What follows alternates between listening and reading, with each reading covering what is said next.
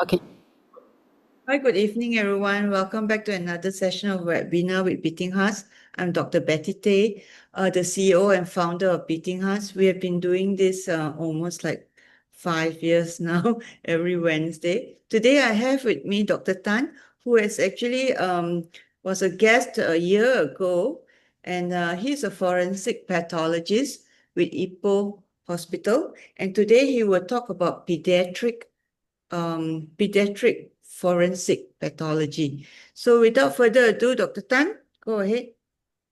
Okay. So one moment, let me share my slides.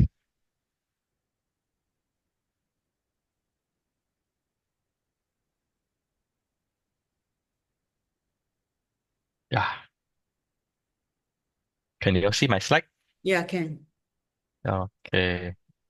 So good evening, everyone. I'm Tan from Ipoh. I'm a forensic pathologist, and I did my subspecialty training in pediatric pathology few years ago. So today I'm going to talk about the pediatric forensic pathology, and maybe I will focus more on the shaken baby syndrome. Okay, so this is my outline of my presentation. Okay, so in Malaysia, we are all under the big umbrella of pediatric pathology. So it can either be a histopathologist or forensic pathologist. So under histopathologist, there are four in university and four in the Ministry of Health. So and their job scope is mainly like to report the placenta pathology or the common tumors in the children's. Yeah, for forensic pathology, we are handling the different natural disease of the children, infant, and we also handle the abandoned fetus, also child abuse. Mm. So currently we only have three, specialists who subspecialize in pediatric pathology. One in Sedang, one in Klang, and I'm me from Ipoh. Okay. So regarding pediatric forensic pathology, so we conduct postmortem examination to ascertain the cause and the manner of death, and to decide whether this is natural or non-natural death. So we also assess child abuse on a neglected child. So to evaluate the injury and to differentiate between the accidental or inflicted injury or the injury related with the disease. Okay. So we also in Ipoh we actively visit the scene. Yeah. So we attend almost all the murder case. So the other cases, say 50-50, they are not sure whether this is a natural or this is accident or this is a murder. So they also will invite us to the scene. Okay. So we also do the reconstructions of the injury at the scene. So for example, I used to have a one case, the kid have uh, the allegation is like the 4 years old kid fall from a chair, and the chair is like 2 feet high. So but there's two impact over the head. So the police don't believe lah the child fall from the chair. I also don't believe. So after the postmortem, we visit the scene and to correlate with the furniture, the environment. So yeah, most probably that the child really fall from the chair and the head hit on the bed frame. So that's why you cannot just conduct the examination in the mortuary only. We need to go to the scene to reconstruct the injury. If not, then we'll put the innocent people into the lockout lah.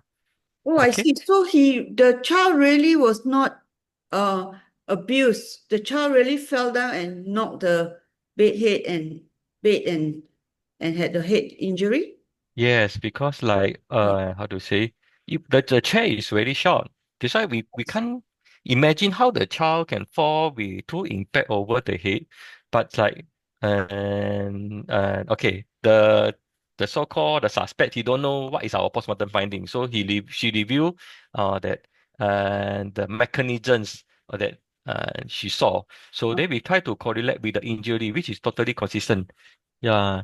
So Right. because the child actually fall unsupported, So if normal reflex, our elbow will fall Uh, backward, or we will raise our head first, it's so the true. body will land on the floor first. Yes. Yeah, but this is a protruded object, the bed frame. So the kid hit on the bed frame first before they fall on the floor. So that's why there's two impact. I see. Mm. Okay, okay, we go on. Okay, so we also interpret the medical and the forensic finding with the medical record, the lab investigation, and the radiography studies. So we also testify in the court as a witness. So we provide opinion about the timing, the mechanism or injury, and the cause of that in the court. Okay. So homicide in children. So homicide in children can be broadly divided into three big categories. The first one, better child syndrome. So under better child syndrome, the kid presented with a typical injury. Okay, there's a multiple ages or bruises all over the body. Some are new, some are already from the scar, or some are just a few weeks old. So something like that. So it's a typical child abuse. But also it can present an impulsive homicide. So there is no typical long-standing abusive injury, but the offender got triggered by the kid. So he just like, for example, he just punched the abdomen one time, so and killed the child. So in impulsive homicide, there is no typical injuries of the long-standing and the multiple ages of bruise. Okay, so the under gentle homicide, this is a bit complicated. So, for example, smothering, covering the face and the mouth with the pillows, or traumatic asphyxia, the findings are very subtle. For example, I did a postmortem in Sedang a few years ago. A 19 years old mother covered the face of the 1 years old kid with a pillow. Yeah, roughly about 30 minutes. So I don't know. After 30 minutes, he decided to bring the kid to the hospital. So the child already had brain dead lah. So he was in the ICU for 4 days. So throughout the medical, throughout the admission in ICU, and there is no any documentation of the injury. So when we decide to proceed with the postmortem, when the child passed away, so suddenly the mother absconded lah. So when we did postmortem, there's a abrasion over the face. Then there's a dental indentation, laceration in the inner lips of the mouth. So it suggests that there's something was pressing on the face of the baby. So he pressed the lips toward the teeth, then caused the dental indentation. And there's abrasion over the face. But those injury was not noticed in the ward. Hmm. So that's why sometimes it can be very tricky. You handle the case of gentle homicide. Okay. Hmm. So the next one, the child abuse can be more than just the bruises and the broken bone. So, but the child abuse is not just a physical injury. It can be the emotional abuse or neglect. Uh, so without providing, can be act or omission or commission. Okay. So the sign of child abuse. So it typically presented with multiple injury in different stage of healing. So in infant that not independently mobile, so and very suspicious. And the location of injury not over the bony areas. The classic okay, the face, the back of the ears, the limbs, and also have a cluster or injury. Cluster, all the injury are located in one location. For example, they continue pinching the skin of the child in one location, or they hitting. So the injury are clustered in one location. So certain pattern injury, for the secret part. Yeah. Okay. So my case in the mother is a lighter gun, no, to light the stove that he used it to burn the child. Oh my Yeah. God. Yeah. So there's a long story lah. The mother actually they got the twins. So one is boy and another girl. So he liked the boys more. So the girl was sent to the nanny for 2 years. So stay with them 24 hours, never come back for the past 2 years. So when the COVID time, so they have some financial restraint, so they bring the daughter back. and stay with them. So, but the like 2 years old, but still can't really talk. So the mother bring them to see the tokong lah, or the Chinese one. So the the girl was possessed by the monkey ghost, very specific monkey's ghost. So then have the ritual process to chase away those 3 times per day. So it's very painful lah. So the mother did that, and the child. I can understand why the child is not so obedient because they like using the smoke. Yeah, the force the child to inhale the smoke, the hot smoke, and to so-called to chase away the ghost. So maybe the child not listen to the mother lah. So they burn the child. Yeah, How burn old the is the child. child? 2 years old. So how did the who brought the child in then? And the child passed away. Oh Yeah, my God, he sorry. he overdo, and how to say? Yeah, I think maybe he got triggered by the child, and he punched the child a few times, and it caused a hemorrhage Oh my in the God. chest. So eventually Sorry, I the forgot that you are a forensic pathologist. So all uh, these people, your stories are all dead people. I'm yeah so sorry. So this yeah. clustered group of injury, can I ask why they always at the same spot when they do? Maybe like this, like more like the like act of the punishment. So like they keep hitting the child, or the just not the kid. They use the joystick and Hmm? burn multiple time on the same hand. Something like that, just like to discipline the child lah. Yeah, I believe. Mm, Discipline with so the, yeah, inverted commas. Okay, we go on. mm, Oh, this is quite disturbing. so the and explanation are inconsistent. Yeah, I think. Yeah, this is quite common. And also delay seeking a medical advice or repeating visit different doctors. Yeah, because they worry that the doctor will discover why the child keep presenting with the bruises, blah, blah, blah. So they keep visit different doctors. Yeah, to prevent themselves to get caught lah. Okay. Hmm. Mm. So for the bruises, it can present multiple ages of bruises, cluster or injuries, and usually hidden over the discrete area or behind the ears or inside armpit. Sometimes bruises resemble the object, for example, the can, the lotan. Uh, okay. So it also can like they use the cigarette butt to burn. So it's a routed burn injury on the skin. Okay, for the location of the bruises, the picture on the left is more typical for fall. So it's usually over the bony prominence, yeah, bony prominence and the forehead. This is a common area for fall.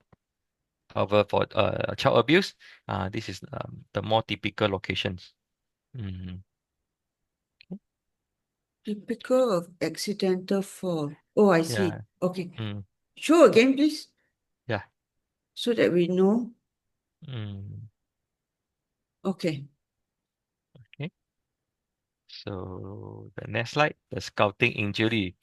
So it's not very common, but not rare that to have the burn by the hot waters.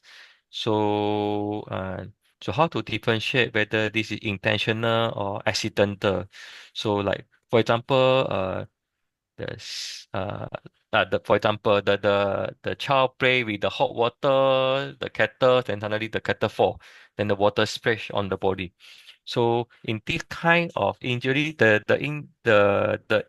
burn injury should be scattered uh, everywhere. So it's not like there's a pattern of the linear pattern, something like this. There's a level of the fluids. Mm, I okay. see. Yeah, they intentionally put the kid inside the bathtub. So you can see the level, the picture, lower picture, if you can see. So So there's a they level of the really burning. boil water and put in the bathtub and put the child inside. Yeah.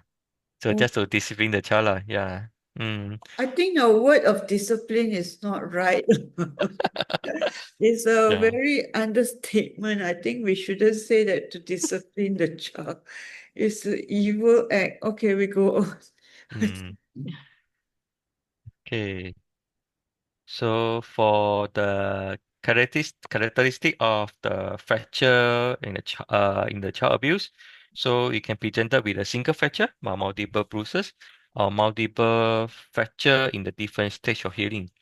So the fracture or the metaphyseal and epiphyseal. Later I will talk about this. And the rib fracture is very common to have the healing of the bone, the around the bruises in the line. Usually due to the punching, so it causes a few level of the rib fracture at the same plane. Okay, so and it also can associate with the skull fracture with the intracranial injury. So those are the typical injury or the fracture in child abuse. Right? Sorry. Okay, so shaken baby. So why I decide to talk about shaken baby? So just my limited past experience. I work with the ophthalmologists and the pediatricians and the radiologist. So for them, maybe there is some misunderstanding about the shaken baby.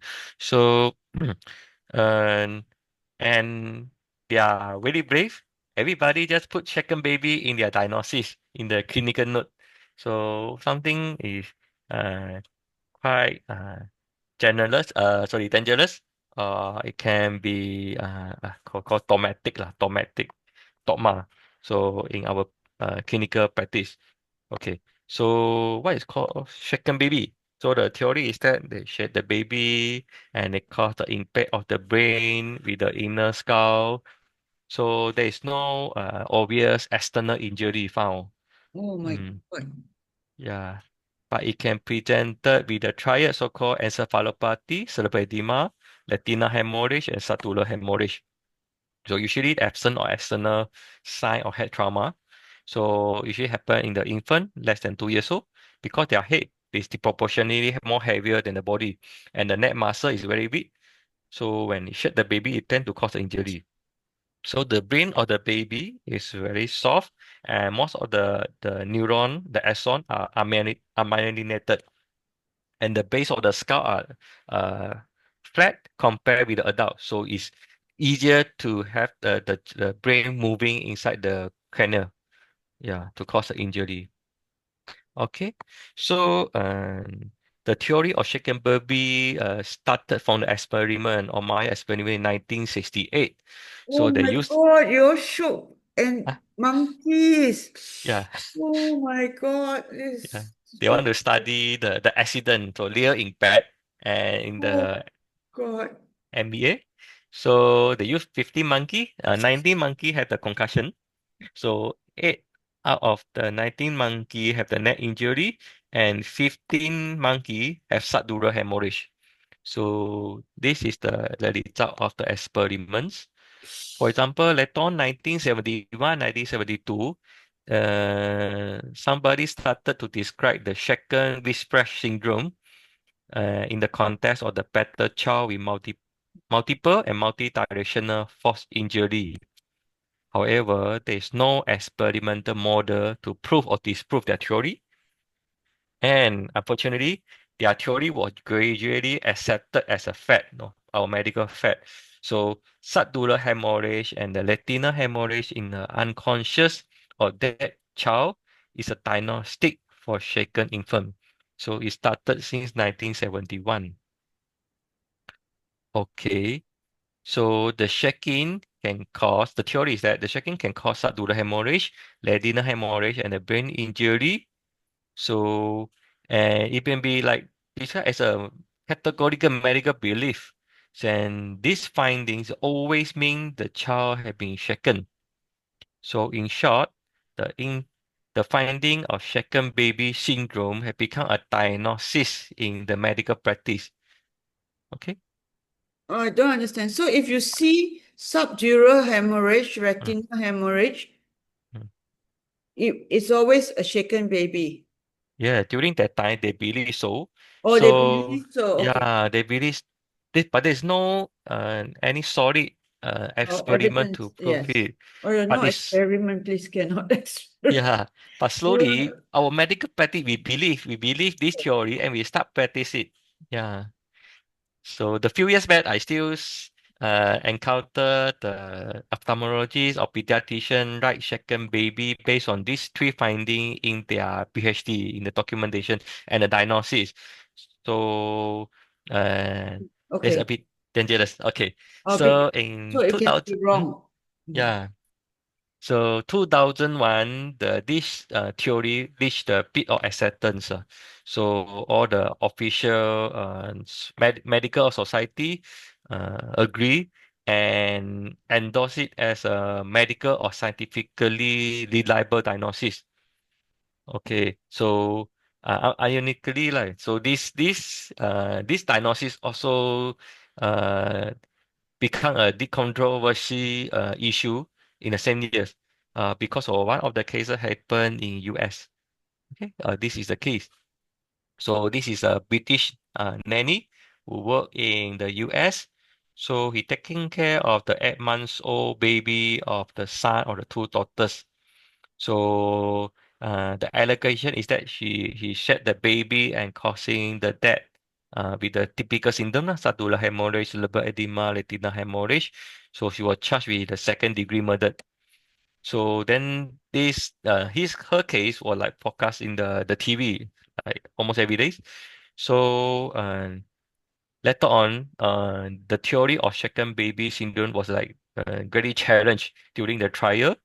And so later on, she was punished lah, not for murder, but punished for the sentence for Oh, I 200 see. something days. Yeah. Oh, so she was only like unintentional death, like manslaughter. They treat it as a manslaughter, but that's why, how to say? Then after this case, we realized that the second baby syndrome is not scientifically proven. Yeah, so but we go and punish somebody, and the burden of proof is with us, like the prosecutor or the forensic pathology to say she shot the baby. But we realized that our past practice is there is no foundation, no scientific foundation about the practice. So after she was released home, so then she entered the BBC, all this uh, program, and then talk about uh, her case. So that's why so But then slowly, again, hmm, nobody will murder somebody and then say, "Oh, I did it." Right? yeah, so She might have done it, but she will always maintain her innocence, what? yeah, but So she the might have yeah. done it. But the problem is the burden of proof is the prosecutor side. We need to prove it. Yeah, the problem is we can't prove it. Oh, I see. Okay. Yeah. Prove it. Okay. So you can't Mm, prove it and cannot do anything. yeah. Huh? Okay, we go. You can't prove it. Okay. So so slowly this second baby syndrome theory receive a great challenge lah. So they said that this is unvalidated science and rush to infer and interpret away from the medical findings, and the evidence are inconsistent with abuse. So since the time lah, 1990, 97 is a long time ago. yeah, still Almost 28 years ago, I at think. the end, yeah, I still believe. It's not that we don't believe, but whether you can prove it with your clinical assessment, your radiology findings to prove second baby. So So what have we learned from do this? you think that she did it? Who Um, else could I'm have not done so it? sure. Who else could have killed So, the baby if not the nanny? but whether the cellular hemorrhage is due to trauma or actually is part of the natural disease. Oh, part of a Yeah, natural disease. yeah. So, Oh, is it mm, possible? Okay, we yeah, go on first. yeah. I will talk about this. Okay, I talk about the controversy about okay, second okay. baby. Okay, so I will discuss 6 points lah. So whether the kid can be killed or severely injured by shaking alone. Oh, Okay, the specificity of the triad in shaken baby, oh. and the terminology of shaken baby syndromes, And number four, diagnosis of the non-accidental head injury and the limitation of the autopsy and the rules of the police, the forensic pathology, the clinician, and the court. Okay. So number one, so the from the biomechanical perspective of the shakings versus the shaking and impact. So it's not just shaking alone, shaking with the impact of the head. Uh, Okay. okay.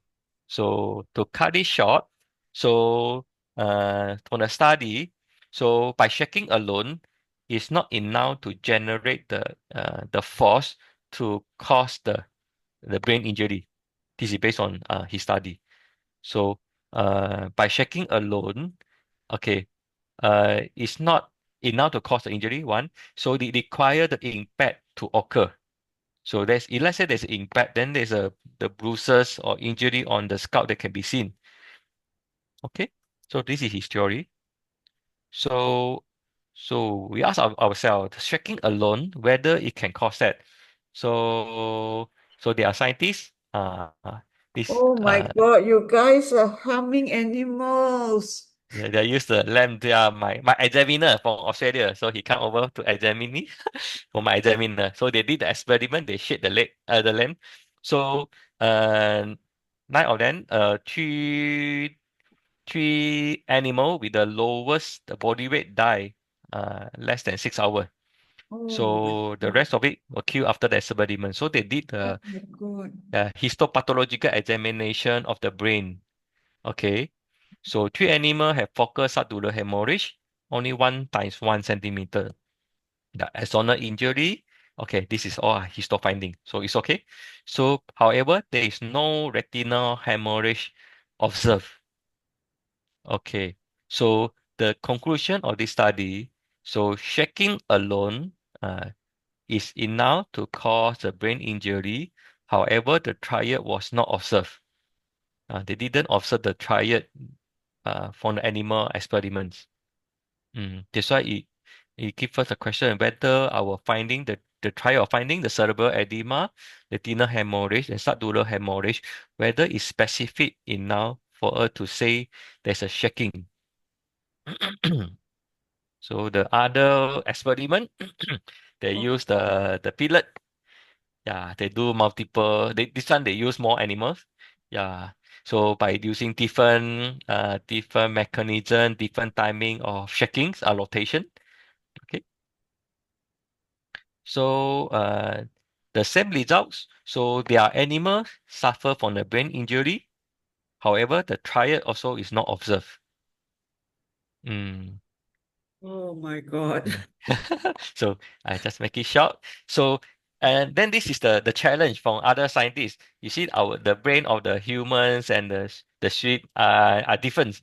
Yes, So yeah, so the axis different. So you by shaking it, so how can you get the similar injury? By true. doing this. Yes. Mm.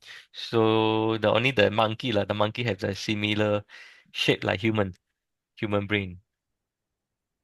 Yeah, but we can't conduct this study on human being lah. So Oh, this we so should this not conduct this study on animals also. yeah, It's just, it's just too much for yeah. me.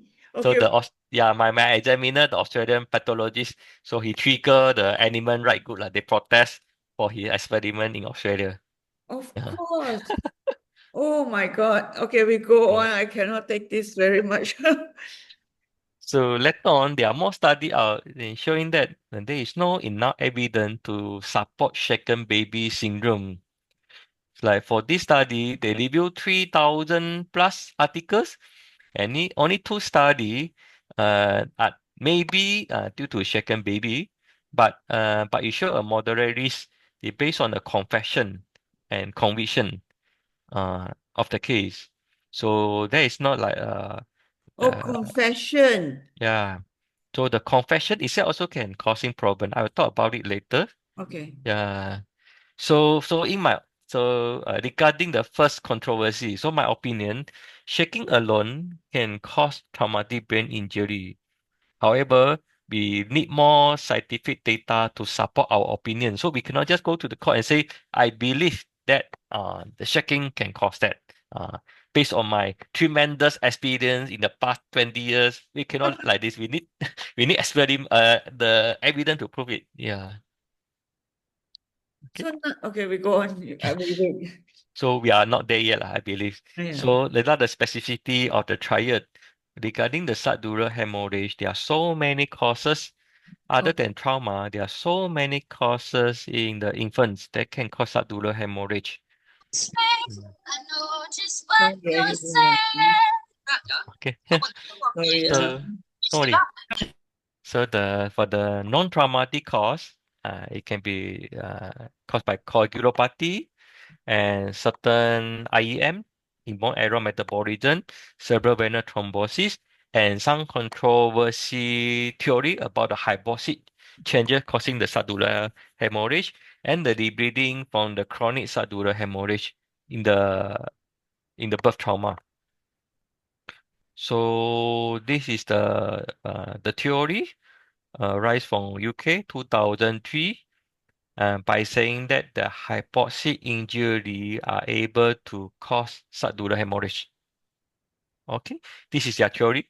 So the injury can cause anemia and cause severe hypoxia, cause a brain shearing and increase the ICP, CVP, and eventually causing the subdural and retinal hemorrhage. This is their theory. No, So that theory is for non-accidental one, is it? no, I True. mean the natural. I mean the infants suffer for hypoxic brain injury can presented with subdural hemorrhage. This is their theory. Okay, so hypoxic means how? Means Natural is a natural. natural, not like Yeah. smothered by the mother with a pillow or something like that. It's Mm, natural. Okay. yeah. So, however, there are people who write the article to support her theory. Then there's another group of specialists writing the paper to against her. Oh, I see. Okay. So that's why it's still controversy about the theory of hypoxic causing increase of intracranial pressure and causing the subdural hemorrhage. Okay, I skip all this. So rebleeding from the chronic subdural hematoma. So this theory is at this moment is more generally accepted by most of the clinicians. So it means that let's say that the child did suffer some birth trauma. Okay, so roughly like 3 months old. So this subdural hemorrhage occur during the intrapartum process can eventually rebleed again and causing the subdural hemorrhage. Okay. So however, the rebleeding from the chronic subdural hemorrhage usually are capillary origin. So with the lower pressure, so theoretically insufficient uh, amount of the blood to cause a space occupying lesion means that they actually asymptomatic. But this Mm. chronic subdural hemorrhage is during the childbirth while the Yeah. while coming out from the canal. Mm-hmm. Because of the severe modeling, the modeling of the skull. Uh-huh. So through the birth canal, so there's some minimal degree of the subdural hemorrhage. This is quite common. I noticed from my other natural case. I also noticed there are some very thin layer of subdural hemorrhage. It can be seen in newborns. They without causing any problem. Mm. Oh. So when this subdural hemorrhage is there, they become a clot. Then after some time, they go like healing process. So it can form the capillary. They form the small capillary there. So uh, Or the vascularity is increased and therefore there is a chance that it may rebleed. yes, this is the theory. Yeah, but this is a capillary. By right, the hemorrhage shouldn't be so significant. That's Yeah. Yeah. So in comparison with the head trauma, it tearing the breathing vein. So the hemorrhage is more rapid and causing accumulation of the blood inside the cranial and causing the symptom and usually associated with cerebral edema. But still, we can't 100% depend on this theory and to testify in the court yet. It's still a theory. okay, but this one, okay, let's Mm, go say again this shaken baby syndrome. mhm. Is it less than 3 months old. This theory is only for 3 months old babies. Yes. So if longer than that, so and It doesn't apply. yeah, less likely because of the birth trauma maybe. Yeah, that's right. And so other than this, we also try to uh differentiate the pattern of the bleedings, the locations, then the volume to differentiate is it related with the trauma or this is the old subdural, the chronic subdural hemorrhage. Okay, we continue Mm. first. Okay, regarding the retinal hemorrhage, okay, there are so many causes of the retinal hemorrhage. So because I ever encountered ophthalmologist, they just put the scope and they examine the eye of the retinal hemorrhage. So this is the child abuse. A bit dangerous. Yeah. Okay. So they are so okay. Then there's evolution of the description from retinal hemorrhage to flame-shaped retinal hemorrhage to multiple layer flame-shaped to multiple layer flame-shaped retinal hemorrhage with macular fold.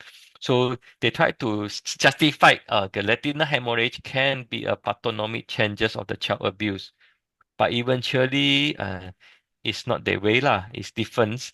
So it can be just part of the hypoxic changes to the brain for the retinal hemorrhage. So it's not specific for child abuse.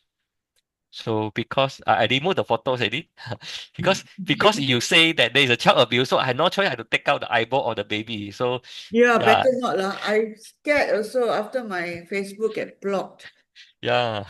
So Okay. that's why I did quite a lot of case when there's allegation saying that there is a retinal hemorrhage and child abuse.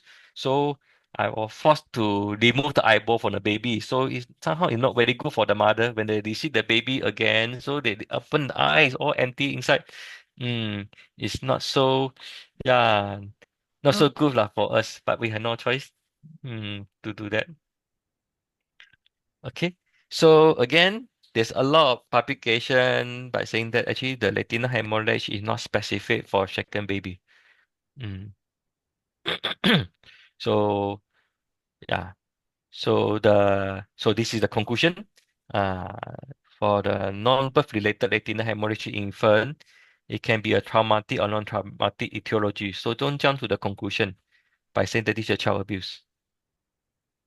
Okay, so my opinion, subdural hemorrhage plus retinal hemorrhage plus encephalopathy is not equal to second baby syndrome.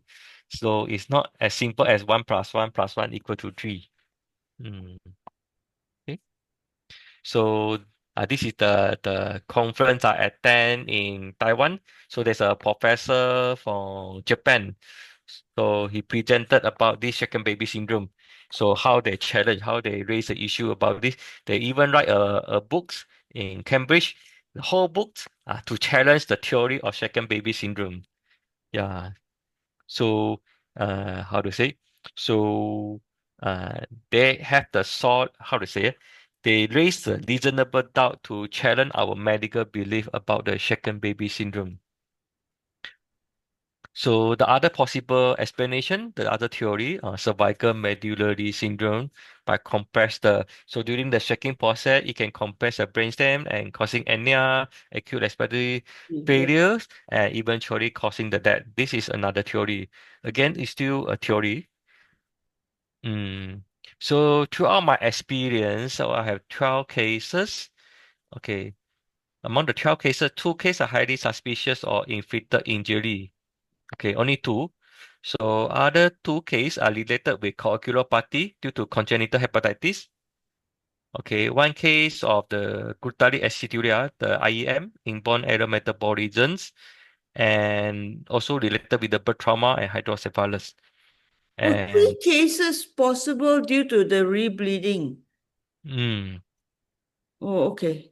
yeah, so because I try to date the hemorrhage, so you're able to trace back like during the period of the intrapartum periods. So that's why it's possible that the birth trauma did have some uh it causing the bleeding later on after months. So when you look at a hemorrhage, like when we look at a blue black, Mm. from the color itself, you can tell agak-agak when the hemorrhage happened. Yeah, maybe we can see, okay, this is the older bleeding. So this is a new, this is older bleeding. So we use histopathology to date. So somehow you can trace it back, okay, they already formed the membrane. So it like take a few weeks or months. So likely that it happened during the delivery process during that time. So uh, so somehow I did have some cases related with the bleeding from the birth trauma. Okay, Okay. can I ask you a Yeah, question? sure. Of all these 12 cases, okay, and then you have said this, how many of the cases the parents went to court? Can you remember?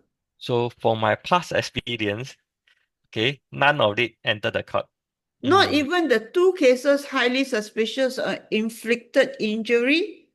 Yes, okay, the background. These two cases are the Indonesians mothers, the parents. Oh, I see. So they are illegal immigrants. So the police, don't need to say openly to criticize them Ah, because they so-called a bit reluctant or okay, lazy to charge. So they just send them to immigration. The immigration deport them back to Indonesia.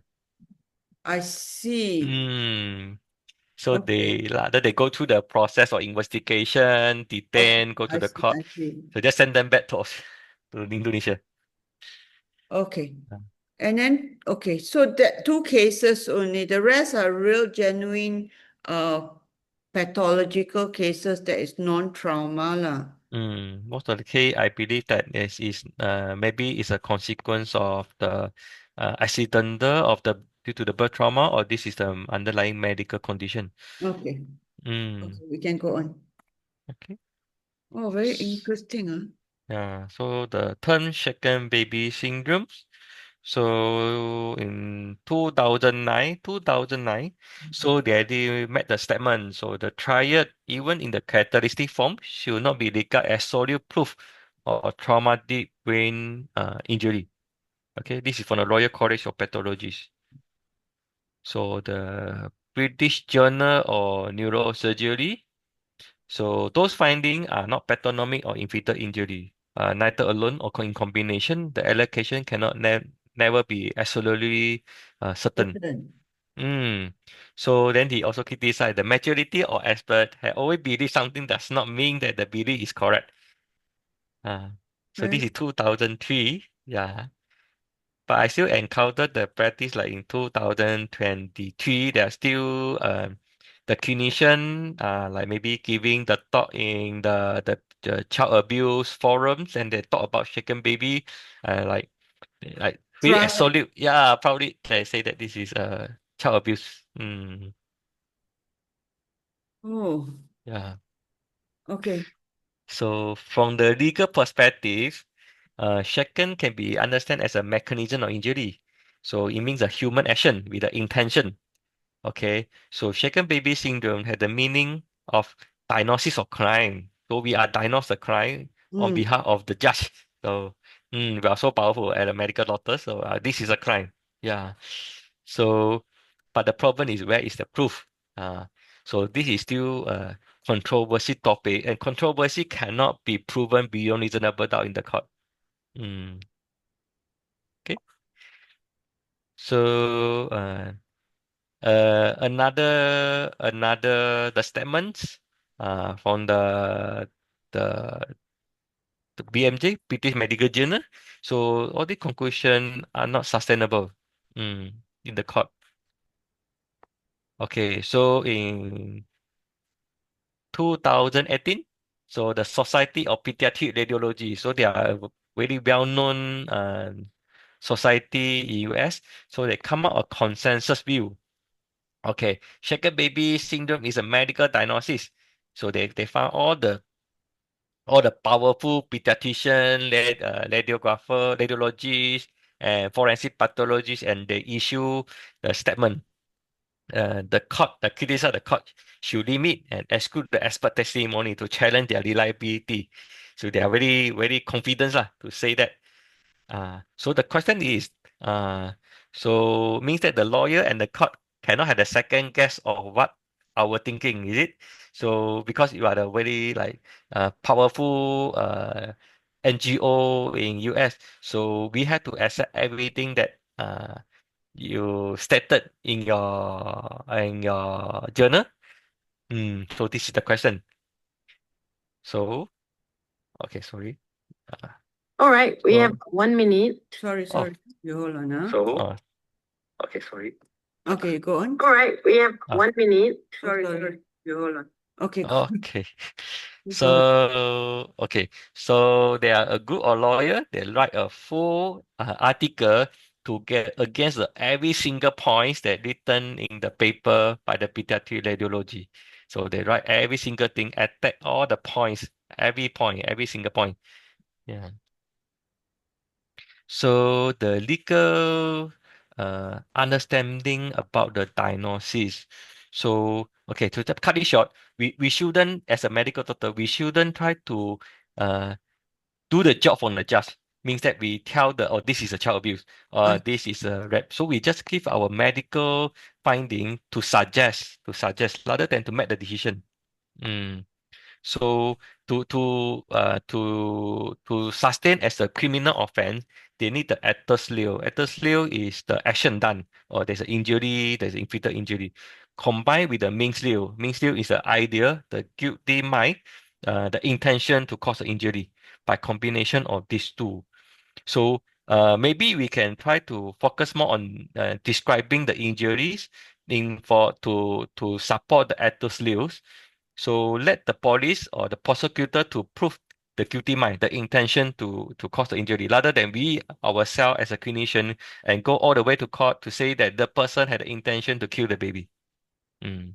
so are you saying that we should just take off the term shaken baby syndrome Yes, completely? yes. I see, I get. Mm. Okay, we go on. Yeah. So okay lah, I skip. I think I have no time already. So this is the verdict. So they go all the way to the highest level of the court in US. So this diagnosis is not sustainable, not admissible in the court. Mm. Oh, so this diagnosis is not, cannot be no longer used lah. Yeah, in US. Or in US, Mm. everywhere else still can. So, but if because this is so-called case law, so when it happen, let's say it happened in Malaysia, they can always cite or refer back to the US case. So this case was totally uh abandoned by the US. Why Malaysia want to accept this? So it can become a reasonable doubt and throw away the case. I Mm. see. So basically, we cannot make a diagnosis of shaken baby syndrome. We can only describe the injury and let the court decide. Yes. Mm. But what if you're so sure? Yeah, because there is no obvious injury and we don't have the solid evidence to prove.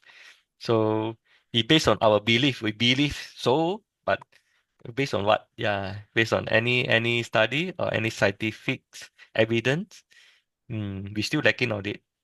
Mm, Oh my God. But if let's say mm. the abuser get freed, how? I feel so bad. Yeah, lor. So this is the our struggle lah. So this is our burden to prove, and yet we don't have the evidence to prove. We don't have the solid scientific evidence to prove. So what can we do? So the job made by the senior lah. So we hope that then the suspect will just walk outside the court and get hit by the car. Oh my God. No such luck. Okay, there's so many evil people out there.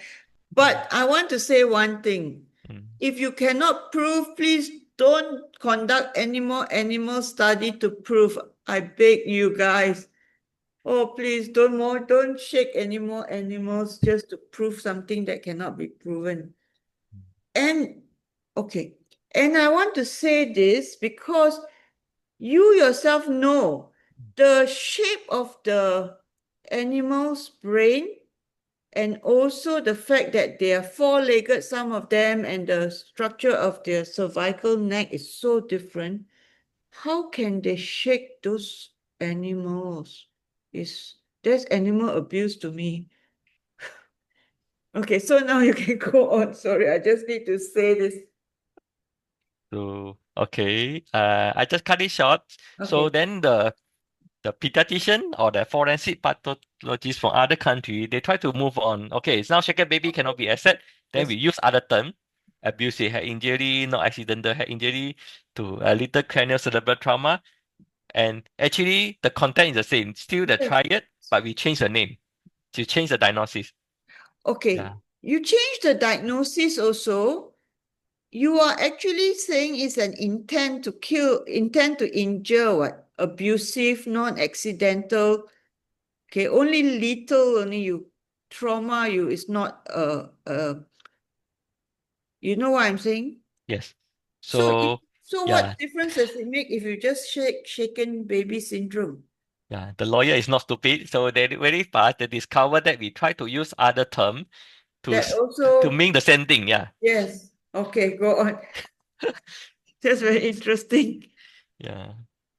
So again, okay lah. So they make it short. So you using different term also it won't help. That's Yeah. right, because your different terms are all with intention to kill. Mm. Okay. So So we need. Yeah. So this is the verdict from the Supreme Court. You did you different phrase or the second baby, okay. so it's still not sustainable. Yeah. So don't play the games lah.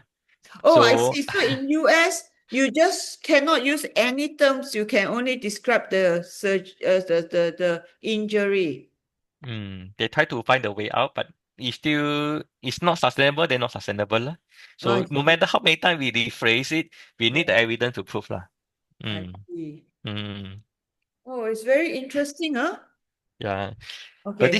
this why I discussed because I believe so many people are still practicing shaken baby and like confidently write it down in the diagnosis and the discharge summary. A bit dangerous lah for me. Yeah. Okay. So I understand So where you're getting to. Okay, go on. Very interesting. yeah, maybe I go a bit faster. I still have more thing Okay. to to Okay, okay. share. Yeah, this is the very good case to learn from. This is the uh, pediatric pathologist from Canada. So he's the state pathologist, very powerful person, the boss lah. So he applied this concept, subdural hemorrhage, retinal hemorrhage, encephalopathy equal to shaken baby syndrome. Okay, until this is child abuse unless proven otherwise. So this is his concept. Okay. So later on, uh, he all his cases, 220 cases, all reviewed. So Oh, it's a good inquiry. It's a name of the High Court judge. So they invite the different specialists from the different country and all review his case throughout his career. From junior specialist become a senior consultant and a state pathologist. They review all his cases and most of the cases overturned. Yeah. oh my So then, God. yeah. So they put disgrace former Canadian pathologist in the Wikipedia. So they had to compensate. Luckily, in Canada, there's no death sentence. So then a few of them already released, and some of them still in the lockup for like 10 years, 15 years. So immediately they release all the parents. So they compensate, then they sue. They all together sue these particular doctors and they take out the compensation. Mm. So his license to practice medicine will revoked. I mean, he cannot practice medicine anymore in Canada. Okay, what brought about the case that made everybody study all his cases? I can't remember exactly, but I think it's one of the cases when they uh, really challenge it about the his theory of second baby syndrome in the court, then they're able to overturn it. So this is And then our they, challenge at the forensic pathology. One, our case, it got overturned, the rejected in the court. So it can affect all our past cases and our future cases. They can keep bringing it out, say, okay, or doctor, your opinion was rejected in the court before. So I possible see. this case. Yeah, it will happen too. I Mm. see. Okay, very So interesting, huh? Okay, yeah, I think I running out of time, so never I just mind. make it a bit faster. Yeah, Okay, okay, just a bit more. okay. So I think this is okay lah. The last one, the rule of the forensic pathology. So the police always depend on us. Kita tak tahu. Police expert. Doktor yang expert. So every time he depend on us to to tell them this is child abuse or not child abuse. Okay. So rather than they go to the house and check everything, interrogate the next of kin, so they put all the burden on us. I see. Mm. So the problem of using confession. So this that happen commonly in abroad, but I believe Malaysia also it happens. So like they forced to admit by the interrogation of the police. You know that Oh, I our see. police is not so gentle lah. So if they because you say so, the total pakar say that there's child abuse, so they will believe 100%. So they will nicely interrogate the caretaker. Oh, Then nice it's lah. okay. Yeah, nicely lah. Oh. So so there's a condition that because if one of the parent confess, so one parent sacrifice, so another parent is able to keep the child with them. So that's why they decide, okay, among themselves, okay lah, you go and admit that you did checking just check the child so that we still can keep our children. If not, the all the children will be Oh, I taken by the child taker. see. Mm, Oh, okay, I understand. yeah. So So they it had sacrifice one parent lah. yeah. This happened to the Canadian the specialist case. Mm, So because but actually it didn't, it was not non-accidental. It was not. Yeah, we yeah. have to see this child, disgraced child afterwards. Wikipedia. Okay, we go on. Yeah. Maybe. Okay, go on. Okay. Hold on. Okay, so just a few slide more, I believe. So, okay, so for the clinical perspective, clinical diagnosis is a perspective approach, and you're testing the theory. For example, the patient presented with a cough, fever, Okay. and maybe some shadow in the X-ray. So you test the theory. You think that this is a pneumonia. So you give your antibiotic, and the patient dissolve from the symptoms. So you believe that there's pneumonia. So this is the testing of the theory. For forensic pathology, we cannot test on the excuse. Let's catch Okay. them and then punch them in the police station, or let's testify, bring them to the court, and let's test that whether they are the culprit or not. Yeah, Okay. we cannot do that. Mm. So for the clinical judgment, if the mistake is done, okay, sorry, the mistake can't be undone, but it can be forgiven. Okay, it's not But considered a medical negligence. oh, Mm, if you make a mistake as a forensic pathologist, yeah. it cannot be undone, but you can be forgiven. Now, this is clinician for Oh, for your clinician. for us. Yeah, we so-called incompetence and unreliable. So you affect all our cases in the past and future. Mm. I So see. mm. So you So be your main a lot of part of your job is also as expert witness. yes, Oh, okay. So you do okay. Pathologists have a lot of court work. yes. Okay. I understand a little, but this one I want to ask you, Mm. who can do this, give a talk on this expert witness as a pathologist? Expert witness and I did have some senior with very good in the court. He did handle a lot of high profile case, but I don't know whether Yeah, we don't whether need to know the cases. We just yeah. need, yeah, I mean, some cases. Yeah, you give me a contact later. I want to try to get a webinar. Okay, go on. Okay, sure. Yeah, so I think this is okay lah. So in summary, the burden of proof fall on us. The trial is not equal to abuse head injury. Okay, so absent of trial doesn't mean exclude the trauma also. Okay, So I understand. shaking alone possible causing the brain injury, but sometimes the impact of the head leave no feature, need no sign. Okay, so and basically and technically So this is not beyond reasonable doubt. So means that it's not sustainable in the court. Oh my God, so sad. Uh, so the diagnosis or the inflicted injury in the infant can be very difficult. Okay, so shaken baby is not sustainable. So the alternative term uh give you more objective discussion, but actually you still need to go back to the basic. We need to prove it scientifically. Yeah. So another advice to carry more investigation while the baby is still alive with you, in the ICU. Try to take more investigation, to rule out all the coagulopathies, all the inborn error metabolism, rather than wait for the baby to die and then send to us. Yeah, we had a lot of limitation because like the coagulopathy, we can't prove it because all are functional. So when it come to the dead bodies, all the Oh, the I study are see. deranged. Yeah. Okay, this is a very, oh, I see. Mm, Because so there are shaken babies that don't die suddenly. They are alive and sent to the hospital first. mm, So that's what you're trying to tell us. yeah. I see. I thought they would die just then, when they're shaken. Mm. Among my 12 cases, I Uh-huh. think 10 cases all pass away in ICU. Mm, I see. mm, Oh, 10 cases pass away in ICU. So this is a very important lecture for pediatricians. This is extremely important.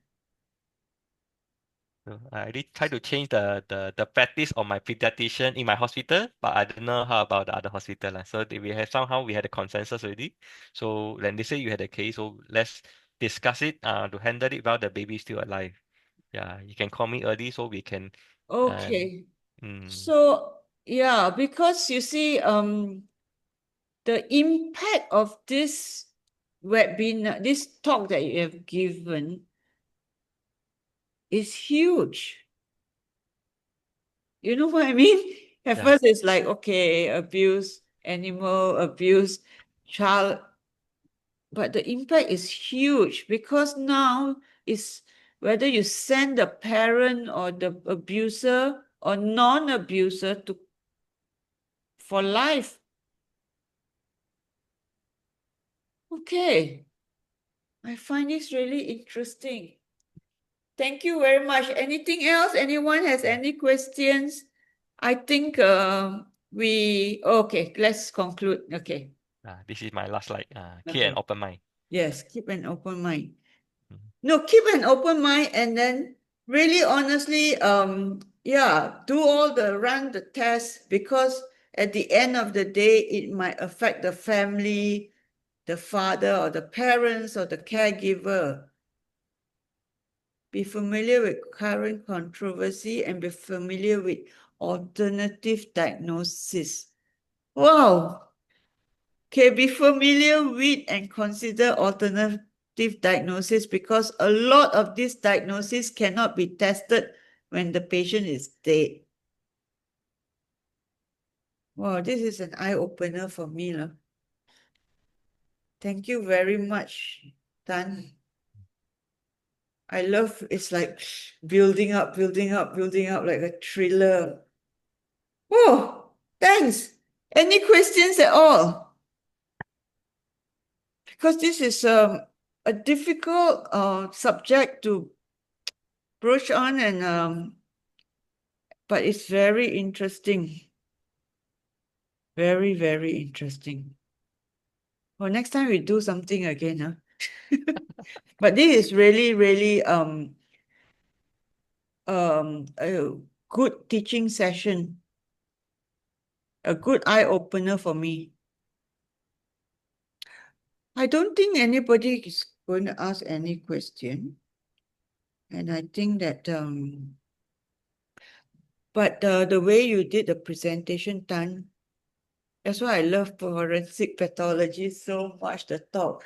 It's like, okay, it's like the impact grows, grows, grows, grows. You don't know where, you just didn't see it coming, Like your message, I didn't see it coming at all.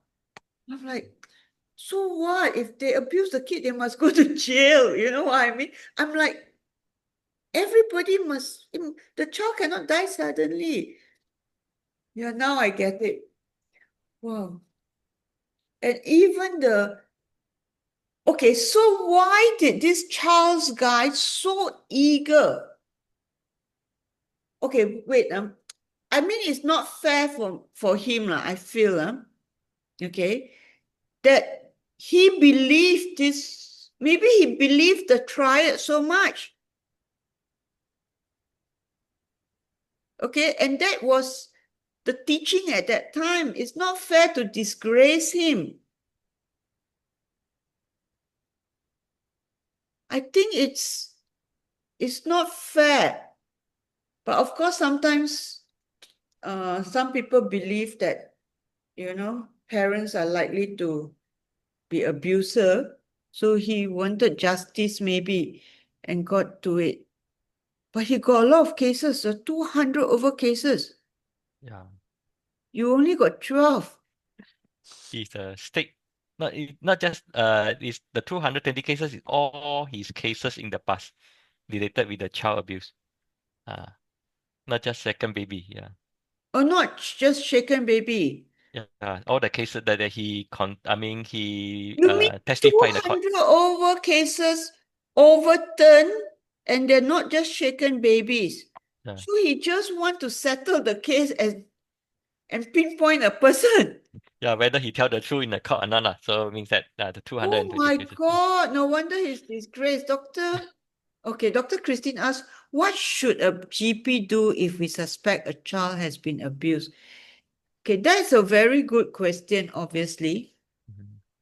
But I think it's not a question to ask a pathologist. To ask a pediatrician, I think it's important to send to a government hospital, right? Yeah. Pediatric center of a government hospital. Okay, I tell a story, can or not? Sure. So long time ago, I think I already got my MRCP. I was helping out with the Rotary Club. And then the mother brought a child, and it's a few months old child, maybe 2 years old, but the private area was red. I the abuse, the possibility of abuse was there, but the parents came, means the father so came. But to accuse is also, but I did ask them to go to a government hospital. I wrote a letter, but I was short of writing that I suspect that this is a sexual abuse case. Till now, I think about it, like 20, 30 years ago. I still think about that case. It's so difficult to accuse, also scared. To not do anything, also scared. And it's not a proper clinic, it was a Rotary Club charity clinic. We only have like Panadol, a bit antibiotics. Wow, that was one night that after that I never volunteered to do charity work again. I never see kids ever again. I only do adult medicine a day. It's very traumatic. Until now, I still think about it.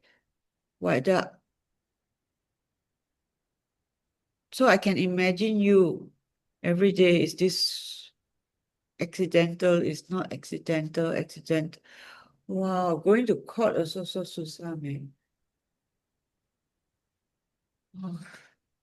Okay, so Christine, anything doubtful, I think send to the pediatric government center. I think so. It's very difficult. Yeah, but it's better to have a death, not to have a death than, yeah. Okay, thank you very much, Tan. Anything else that Okay, we stop here with the live stream and I stop recording. Thank you, guys. Next week also we have webinar.